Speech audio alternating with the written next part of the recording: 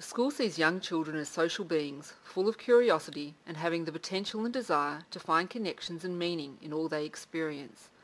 In response to this image of the child, the whole school shares a similar approach to learning. Some aspects are, however, pertinent for working with younger children. Teachers continually question how can they provide experiences and ask questions that provoke children's thinking. Listening attentively with all senses is vital to an understanding of the children's thinking and in order to develop experiences which extend them further.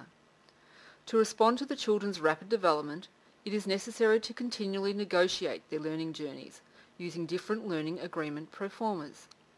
Younger children also need more time to develop important fundamental concepts, and they need more opportunities for reflection and sharing, which provokes thinking, discussion and future possibilities. Children come to school with a self-directed purpose, an openness to possibilities and an eagerness to work collaboratively with their classmates.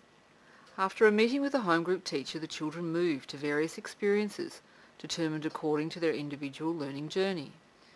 Teachers working collaboratively will throughout the day take on various roles to support the children in achieving their negotiated learning goals.